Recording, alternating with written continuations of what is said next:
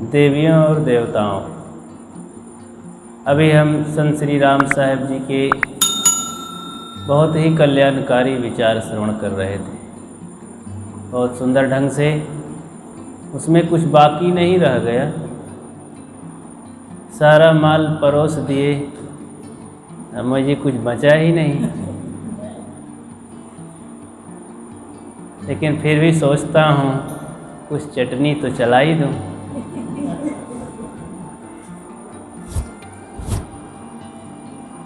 आप सब लोग अच्छे सुपात्र हैं, खाने वाले को पाते हैं तो खिलाने वाले को खिलाना चाहते हैं। तो आए उन्हीं कुछ बिंदुओं पर सतगुरु कबीर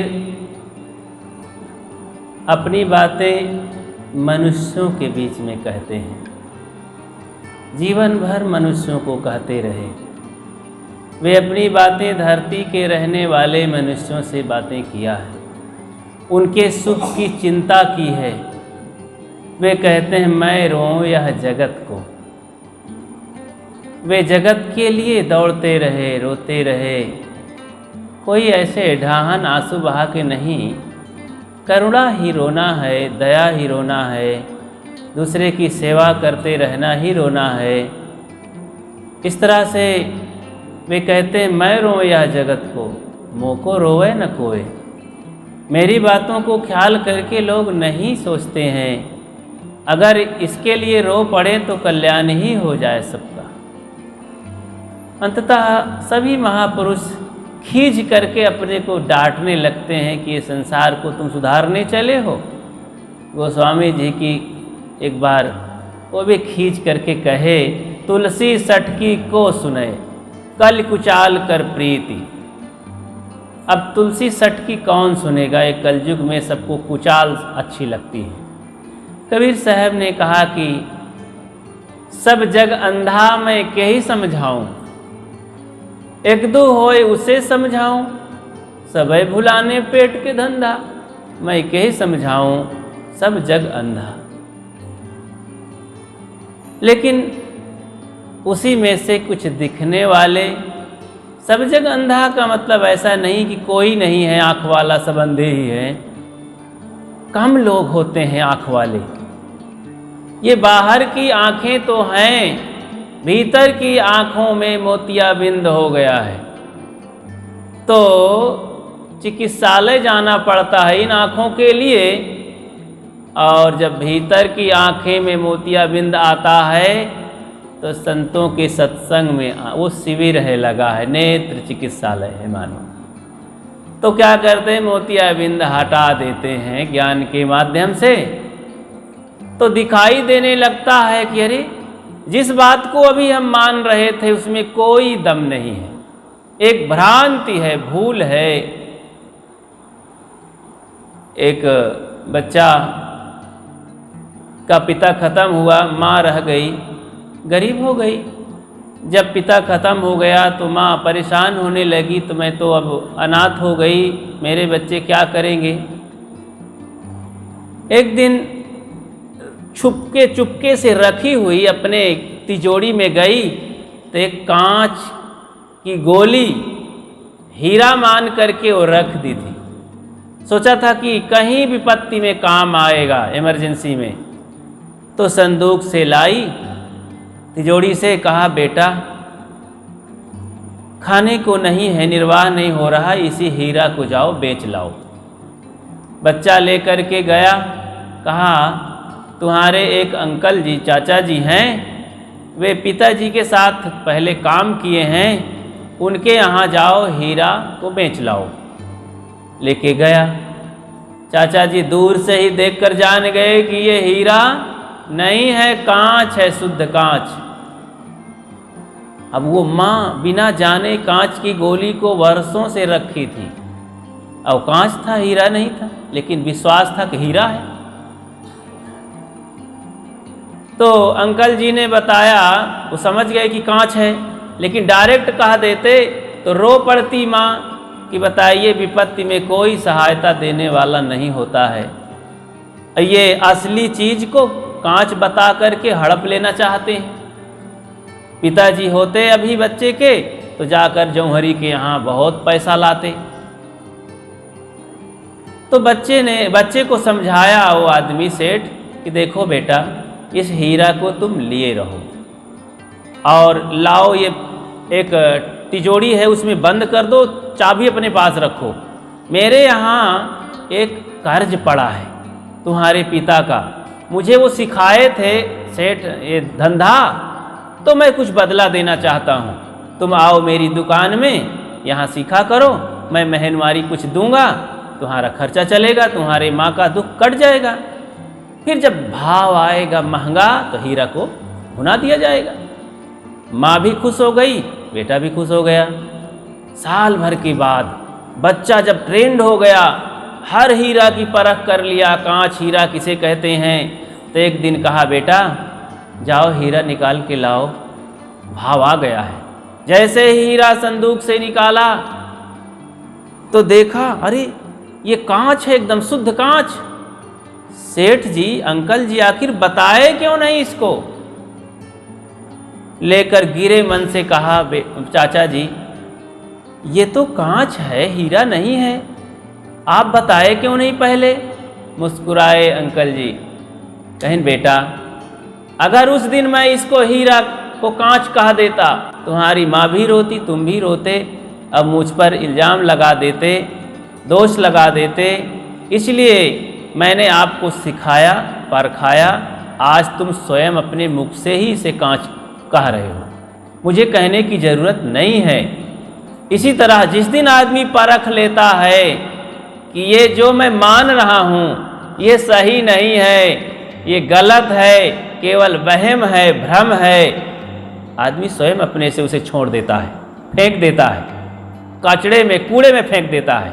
जैसे उस बच्चे ने जब कांच माना था तो पेटी में, तिजोरी में रखा था, जिस समय उसे पता चला कि ये कांच है, हीरा नहीं है, फेंक दिया उधर कूड़े में। क्या करेंगे इस कांच को? ऐसे ही मान्यताओं, जो भ्रम की मान्यताएं हैं, गलत मान्यताएं हैं, ईश्वर, परमात्मा, देवी देवता, भगवान, पूजा पाठ, धर्म, कर्म और भी न जानी कैसी कैसी मान्यताएं, झूठी मान्यताएं, उसको जब परख हो जाएगी ना तो आदमी तुरंत छोड़ने में देरी नहीं करेगा।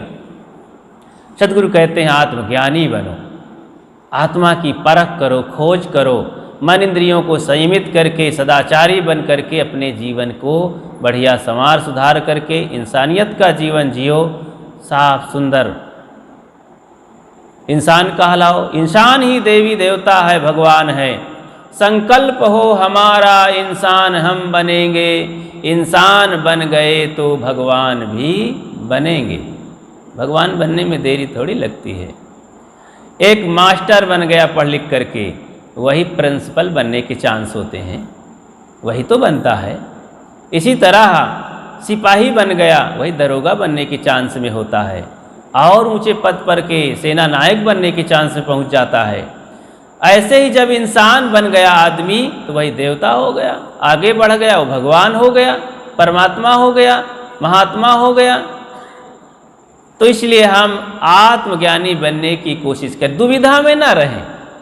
दुविधा हमको इतना परेशान किया, सद्गुणों से दूर फेंक दिया, हमारे कार्य से वंचित कर दिया। कौन कार्य? कल्याण का कार्य। शांति हमारी भंग कर दिया इस दुविधा ने, सारा समय बर्बाद हो गया इसी दुविधा में, पूरी जिंदगी समाप्त हो गई। और शांति ने हमको वर्ण नहीं किया, कल्याण ने हमें दूर ही रहने दिया और काम बिगड़ गया। हम पछताते पछताए संसार से चले गए। जैसे दुविधा में आदमी कैसे काम बिगाड़ लेता है अपना, उदाहरण सुना दूं। 3 बच्चे थे, जवान हो गए थे, बड़े सुंदर थे, उनकी सगाई नहीं लग रही थी। सगाई जानते हैं, रिश्तेदारी। तो सगाई नहीं लग रही थी क्योंकि कुछ कारण था। ऊपर से सुंदर बहुत थे, उनके पिताजी परेशान थे। माता पिता को ज़्यादा परेशानी होती है, उनको जल्दी बहू लाना है, छुट्टी पाना है, सबको फंसाना है, तो नहीं तो गड़बड़ झाला ना कर दें ये बच्चे लोग।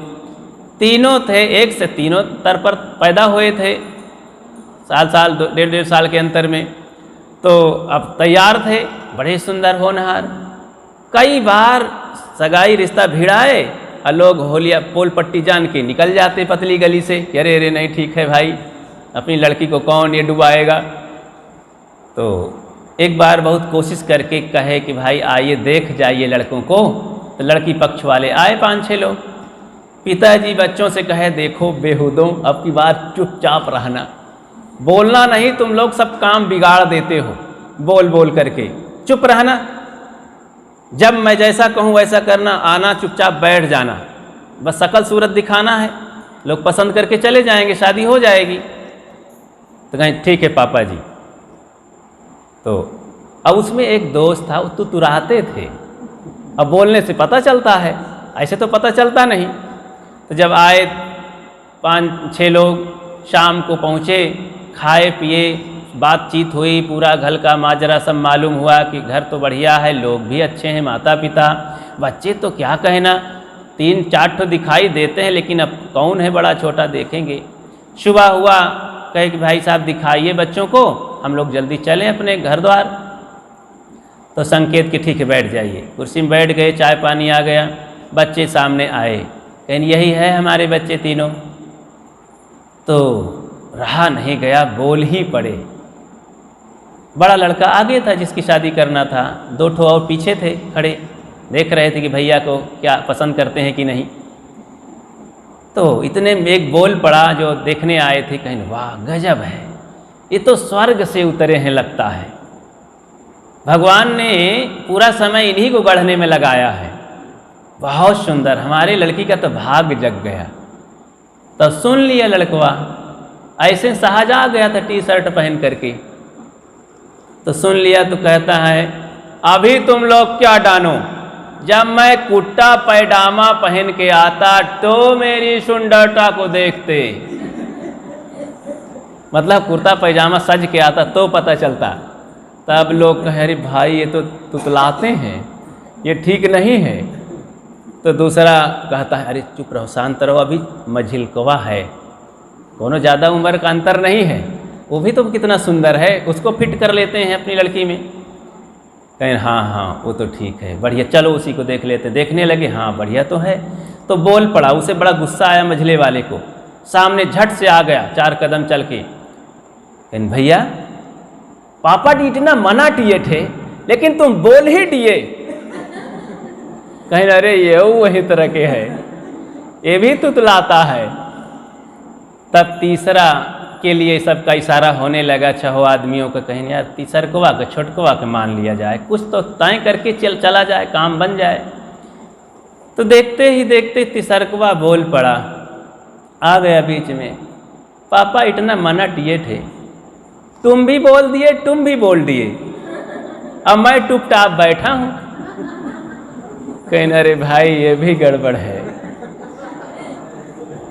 कबीर साहब पहुंच गए, कहा लल्ला तुतरे बात जनाई, तुतरे आए तुतरे परचाई, आप तुतरे और की कही, एक एक खेत दोनों निर्भई।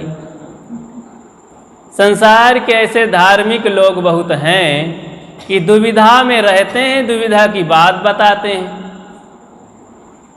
उनको यही खुद नहीं पता भगवान क्या है, पूजा कैसे करनी चाहिए, कल्याण होता है कि नहीं, जीव है कि नहीं, कहीं कुछ खबर नहीं है, कोई निर्णय नहीं है, दुविधा में जीते हैं।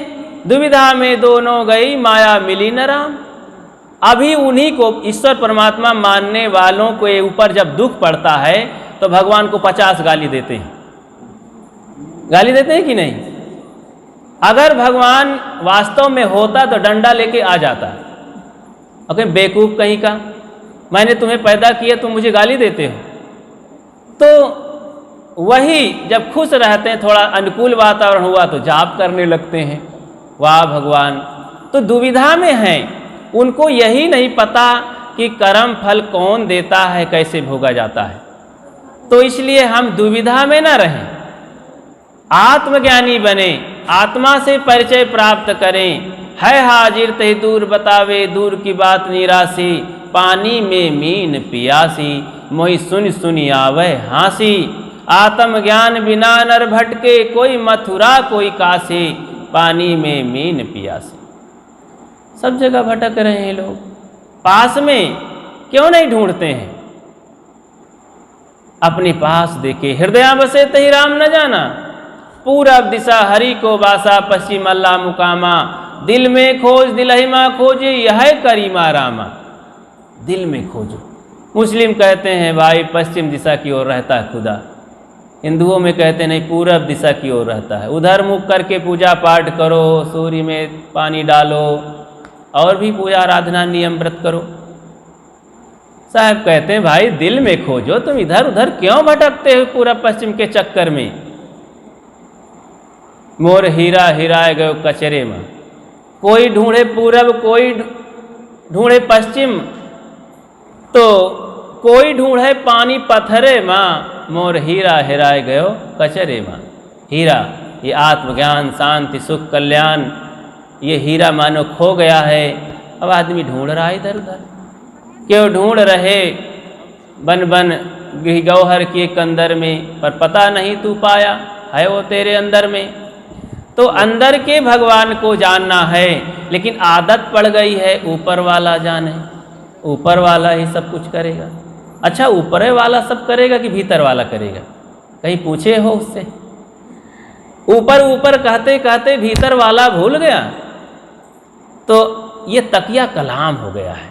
ऐसा कह देने से थोड़ा आराम मिल जाता है, जैसे सोए लागो नींद न पड़े, तकिया लगा ले तो अच्छा लगता है, नींद पड़ जाती है। तो लोगों का ये तकिया कलाम बन गया है, लोगों को आराम कहने सुनने में मज़ा आती है, आनंद मिलता है और कुछ नहीं होता है। जैसे इस तकिया कलाम ने लोगों का काम बहुत बिगाड़ दिया है, इसके चक्कर में नहीं पड़ना है।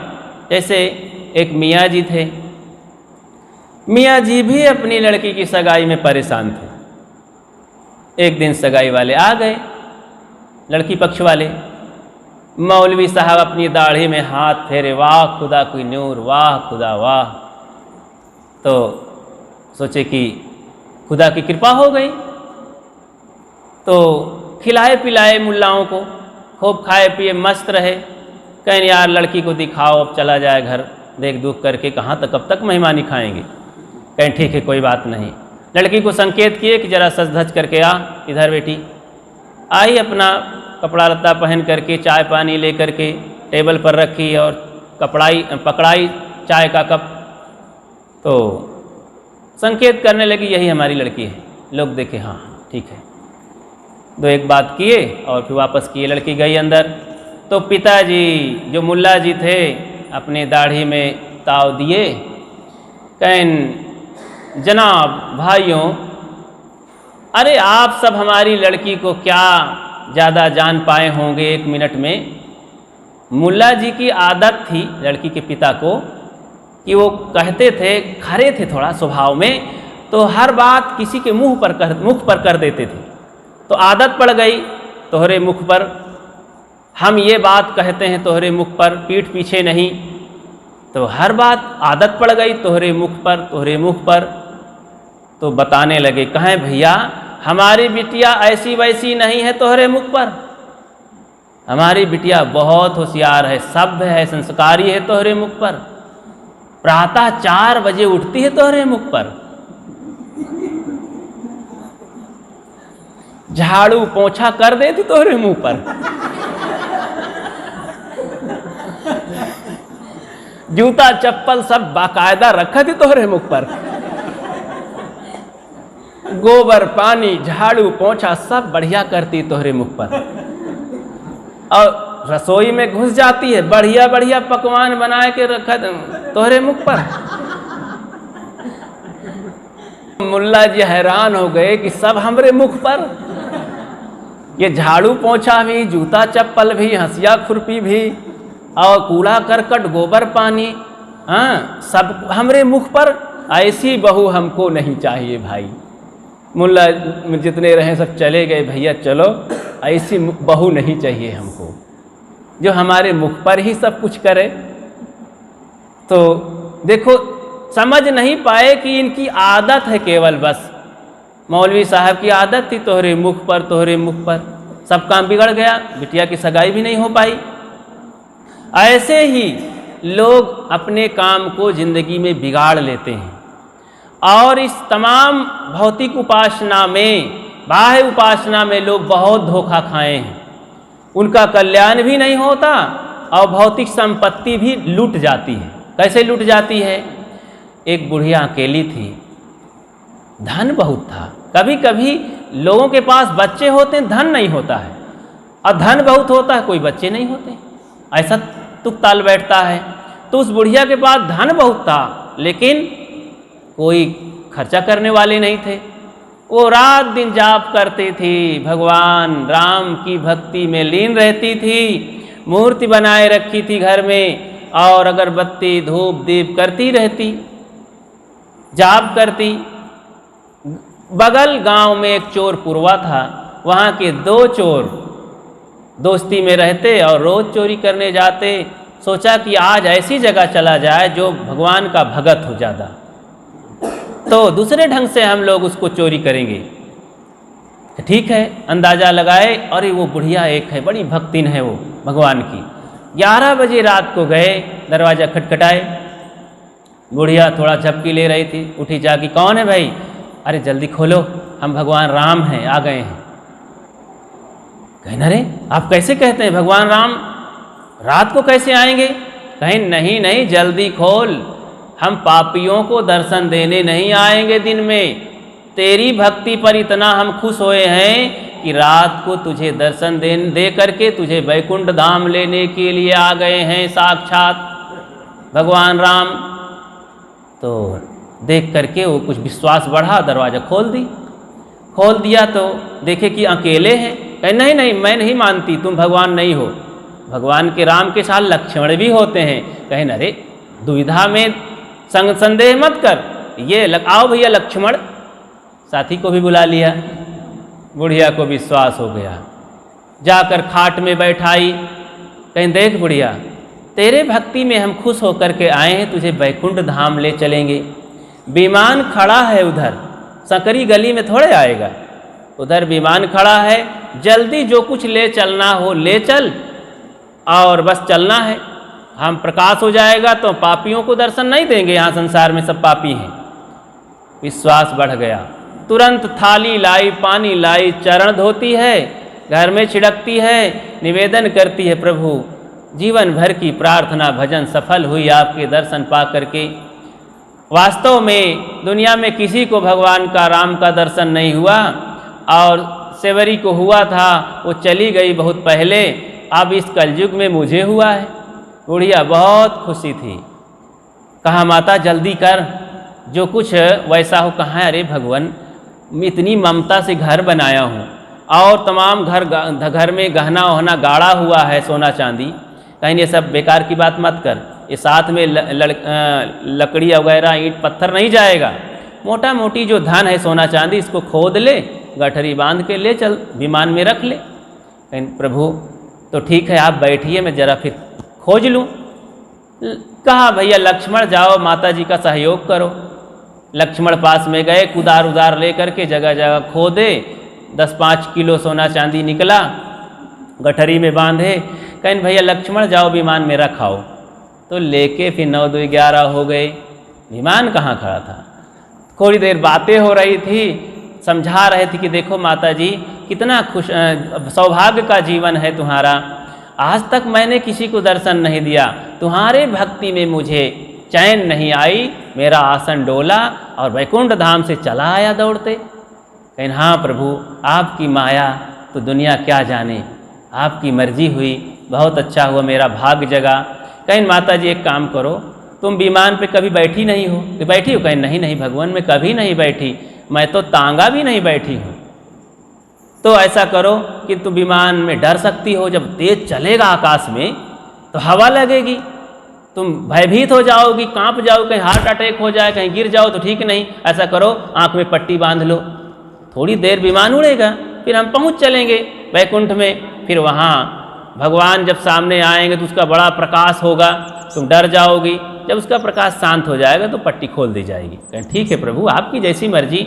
आँख में पट्टी बांध दिया गया। कहें ना माता जी देर न करो, जल्दी चलो, 3-4 बज गया है। कहें भगवान मैं कैसे चलूँगा? कहीं चलिए ना, मैं हूँ तो। हाथ पकड़ लिए, पकड़ कर लाए बाहर। धोबी का गधा बंधा था वहीं पड़ोस में। कहीं बस यही विमान है, यही आओ बैठो। गधा के पास ले गए भगवान राम और कहा देखो, कान पकड़ा दिए। कहें देखो ये हैंडल है, इसको पकड़ लो, झटका वटका लगे तो इसको पकड़े रहना तेजी से। सहारा देके बुढ़िया माता को गधे में बैठा दिया। गधे को एक डंडा पीछे जंघौटा में जकड़ दिए भगवान राम। गधा चल पड़ा। कहें माता जी कस के पकड़ना, विमान उड़ेगा तो झटका उटका लग सकता है। जोर से पकड़े रही और राम भगवान चल पड़े। जो चोर बना हुआ था राम, वो चल पड़ा, चला गया। धन लूट के चले गए बड़े आराम से, धर्म के नाम पर, भगवान के नाम पर। अब बुढ़िया वहीं बैठी है, सोच रही कि मैं जा रही हूँ बैकुंठ धाम। अब काफी टाइम हुआ, 1 घंटा 2 घंटा। अब गधा वहीं कोलिया में उसका लंगर खोल दिया गया था स्नान, और वहीं टहल रहा था जहाँ तक उसका घेरा था। अंधेला था, वो जाए तो कहाँ जाए गधा, वहीं टहल रहा था। बुढ़िया सोची हाँ काफ़ी यात्रा सफल हो गई है, अब बहुत दूर पहुँचाए होंगे। 5 बज गया, प्रकाश हो गया। घर की माताएं लेटरिन जाने लगी, पानी ले ले करके देखा कि अरे कौन बुढ़िया है, गजब है। पास में गई हिम्मत करके, अरे ये गधे में कैसी बैठी है? तो कहें ये तो फलानी आजी है, दादी है। कहें अरे गजब हो गया, ये गधे में क्यों बैठी है, कोई भूत परे थे क्या? पास में गए लोग, हिम्मत करके माताएं बहनें गईं, देखा चिन्ह गईं कि अरे ये तो फलानी दादी है। कहें अरे तुम गधे में क्यों बैठी? चुप रहो, विमान में बैठी हूँ। सोचा कि अरे ये मेरे गांव के लोगों की आवाज़ है, कैसे आवाज़ है? उसको भी शंका हुआ, जरा आँख की पट्टी खोल दिया। जैसे पट्टी खोली तो गधा में बैठी, तो झटके से शर्म के मारे गिर पड़ी, चोट भी लग गई। तो भागी घर की ओर, देखा कि घर का सब माल मटेरियल लुट गया। ना वहाँ कोई राम, न लक्ष्मण, न भगवान, न भवानी। सिर्फ कूट कूट करके रोने लगी कि हाय मैं लूट ली गई। जिस भगवान को मैं जिंदगी भर जाप करती रही, जिसके भरोसे तारण समझती थी, उसी के नाम पर मुझे लूट लिया गया। हे भगवान तू कैसा है? तो मुझे बचाया नहीं, अंतिम समय में बुढ़ापे में लूट लिया। तो न जानी कितने लोगों का धन लूटा गया। बाहर का धन नहीं लूटा गया तो भीतर लूट लिए गए। उनके दया, क्षमाशील, संतोष, धीर, विचार सब लूट लिए गए। आज भगवान के नाम पर शराब पी जाती है, भगवान के नाम पर बकरा भेड़ा काटा जाता है, भगवान के नाम पर चोरी बदमाशी की जाती है। जितने लोग करने वाले हैं सब भगवान की लंबी पूजा करते हैं। ये भगवान को जरा भी इसमें संकोच नहीं आती है कि चले हम इनको समझा दें। वस्तुतः भगवान नाम का कोई बाहर जंतु नहीं होता है। भगवान हमारी अंतरात्मा है, हमारे कर्म हैं। ये प्रकृति का नियम है कि जैसा मनुष्य करता है वैसा होता है। ये प्रकृति का विधान है। तो 2-2 4 जैसे गणित होती है, 2-2 5 नहीं होता है। ऐसे जैसा करो वैसा भरो, ये नियम है। इसलिए हम अपने कर्मों को सुधारें। कर्म की प्रकृति ही हमें दुख सुख देती है। बुरे कर्मों की प्रकृति हमें दुख देती है और अच्छे कर्मों की प्रकृति हमें सुख देती है। उसे हम पाप और पुण्य कहते हैं। पुण्य का फल सुख होता है, पाप का फल दुख होता है। इसलिए हम आत्मज्ञानी बने, हृदय में खोजें, आत्मचिंतन करें, संयम सदाचारी बने, सद्गुणी बने, सेवक बने मानव समाज की, दया धर्म का पालन करते हुए और भ्रम निवारण की ओर चलें। आत्मविश्वासी बने, अंधविश्वासी नहीं, दुविधा में नहीं, संदेह में नहीं। संयम सदाचार ही हमारी संपत्ति है, आत्मा ही हमारा परमात्मा है।